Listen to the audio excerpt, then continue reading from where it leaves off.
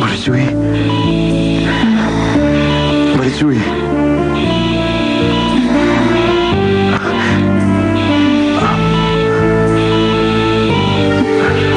Naoperahan na ba ako?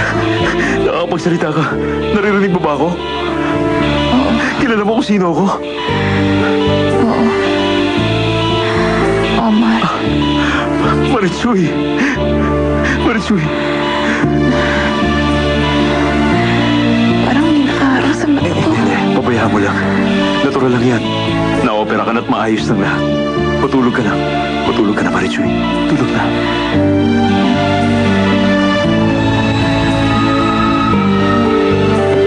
Nakita mo na! Sinabi ko na eh! Aray ko naman! Bakit ba? Ano ba nangyayari? Tama nga pakiramdam ko! Nakaligtas na nga siya! Nakaligtas nga yung bruha at naging matagumpay ang operasyon! Sinabi niyo? Ay naku ka! Nakaligtas sa operasyon yung lintik na babae nga at wala na siya ngayon sa peligro! May nagbalita sa akin sa telepono! Sigurado ba siya? Tinawagan ko yung ospital. Yun ang sinabi nila.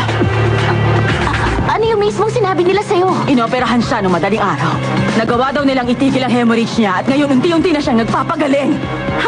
Imaginein mo na lang. Magbubunyi ang libo-libo niyang mga tagahanga dahil ang pinakamamahal nilang si Alejandra Robles ay nakaligtas mula sa panganib. Grabe, napakaswerte niya talaga.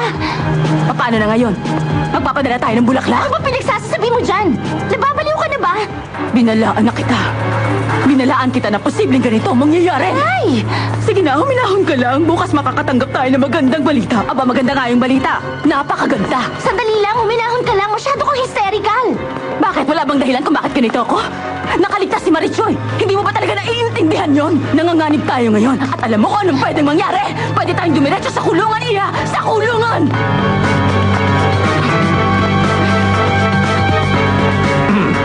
Gusto nating linawin yung nangyari, hindi ba?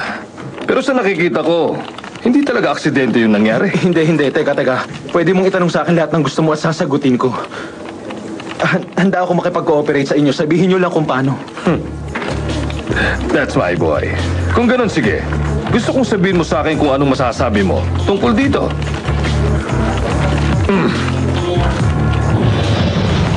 Ang sinasabi dyan, may relasyon kayong dalawa ni Alejandro Robles. Hindi. Walang katotohanan ng nakalagay dito.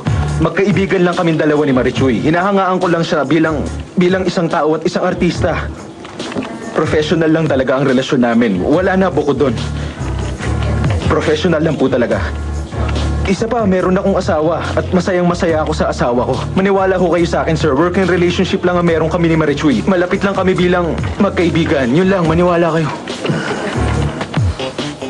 Inoperahan si Marichoy? Hindi ko alam yun ah. Ano bang sakit niya? Nagkaroon kasi siya ng isang aksidente, Mayita. Pero gaya na sabi ni Balbina, okay na siya. Ano, nandyan na ba yung school bus na susundo kay Mayita? O bilisan mo na. Kumain ka na ng almusal tapos huwag mong kalilimutang magsipilyo. Isang araw hindi ka nahihintay ng school bus mo. Sige po, Lola. Oo, sige. Samahan mo ako, buddy. Pakisamahan mo na lang siya, Pela. Sa opinion mo, pwede bang palitan ng isang taong tagalabas ang bala ng baril? Ang ibig ko sabihin, kaya bang pumasok na hindi taga-teatro sa props department? Kaya bang pumasok doon na isang hindi kilalang tao para gawin yun? Sa tingin ko, mahirap yun dahil nakakapasok lang po doon ay mga miyembro lang ng theater group. Teka. Excuse me. Anong problema? Bakit ka natahimik?